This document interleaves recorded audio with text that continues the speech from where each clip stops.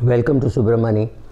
One thing which is doing the rounds now is to say just pick up one share and buy whenever you have money, keep buying that share, preferably in fixed lots on a monthly basis, which means like an SIP, you keep investing in that share.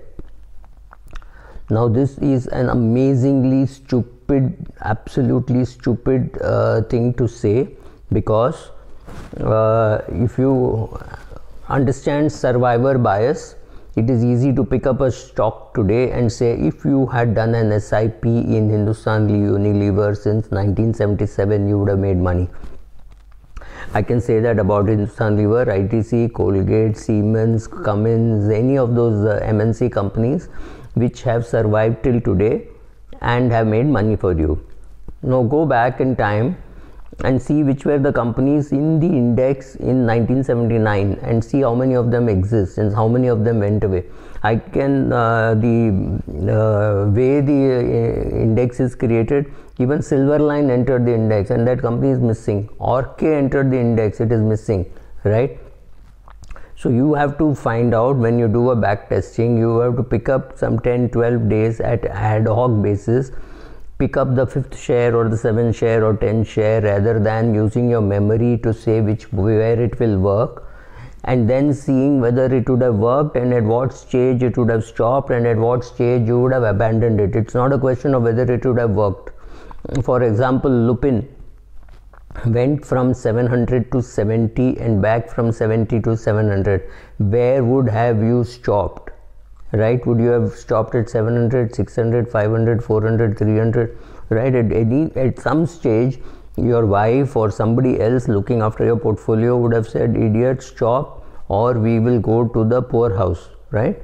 So it's not a question of whether it would have worked in Lupin. Of course it would have worked in Lupin. Why am I saying that? Simply because of survivor bias. If the company is still in existence, there's a very high probability that it would have worked because you would have got shares, you would have got more dividend, you would have used all the dividend also to buy more shares. So yes, it would have worked. Of course it would have worked in ITC. Of course it would have worked in Hindustan Unilever. There's no doubt. But the question to ask is, would it have worked in Silverline? Would it have worked in Orkay? Would it have worked in Pateja Forging? Would it have worked in the United Group? I'm sure none of you have even heard of things like in Shan Interval, in Indiana Dairy. These companies all went FUD. Somewhere the promoter ran away, somewhere the promoter committed suicide. You would have definitely lost money. So you cannot make a rule and say this rule is applicable to all shares, however there are exceptions. No. That is stupid and that is wrong. Like, I can make a statement saying SIP will always work in a portfolio. So if you had done an SIP in the Sensex since 1979 till today, you would have made money. And even today in 2020, if you start by 2070, you would have definitely made money. There is no doubt about that, because it's the power of N. And the fact that in your portfolio something may go wrong, but everything won't go wrong. If something goes wrong, it will be replaced because there is somebody else managing that portfolio. Also, the problem is there are many people who making these suggestions do not even understand how dividend yield is calculated. Dividend yield, for dividend yield to work, the price of the share has to be constant or rising. If I buy a share at 300 rupees because I am getting 12 rupees dividend, it's a 4% dividend yield, which is not bad at all. But at the end of the year, if the share price is less than 288, I have lost money, because only 12 rupees is what I've got as dividend.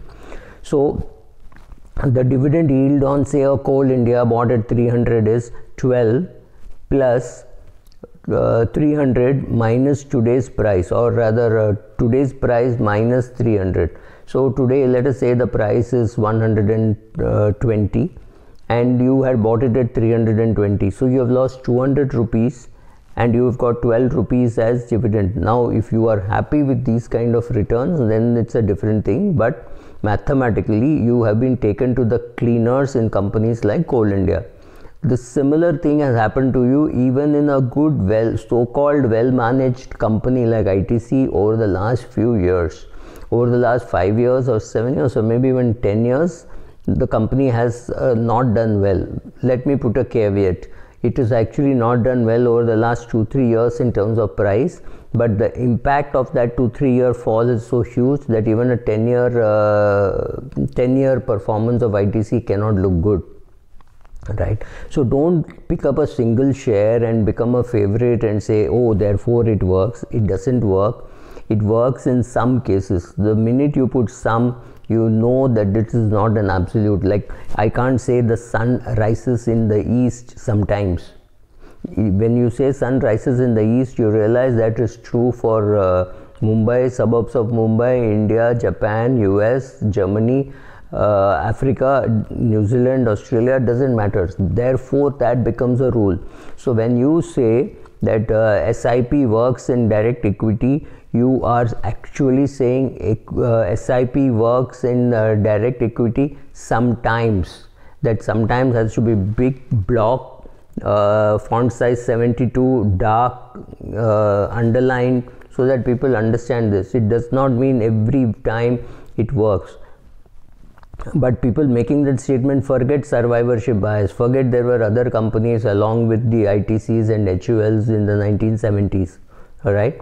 And if from 1970, almost in any company which has survived till today, you would have got a good return simply again because of N, not so much because of R. Yes, if it was a well-managed, super competent company like say Wipro, you would have got far superior returns than you would have got in some other company which is still alive but hardly making any impact on the investors, right? So understand the fact that you can start an SIP in equity share, single equity share, and when it keeps falling you will buy more and more, but one day you can be bankrupt and the share can keep falling, right? So go and find out the reasons why ITC is not doing well, or Britannia may have hit a plateau, or Coromandel International may have hit the peak of its PE and peak of its EPS, which means a year or two will pass before it consolidates and grows. You need to understand all those things about equity. The far more important thing to realize about equity is, suppose you have bought a share at 300 rupees, then the price falls to 275, and you in your mind have kept a limit that below 225 you will sell off.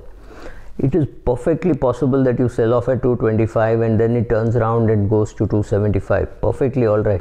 But if you have a rule, stick to it. That is far more important, because somewhere, of course, somewhere you will feel that you should not have stuck to the rule, but somewhere you will also thank yourself for making the rules and sticking to them, right? So one of the rules should be, don't try an SIP in a single individual script.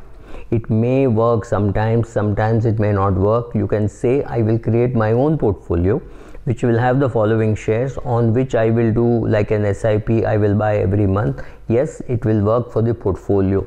It will not work for a single share. Thank you.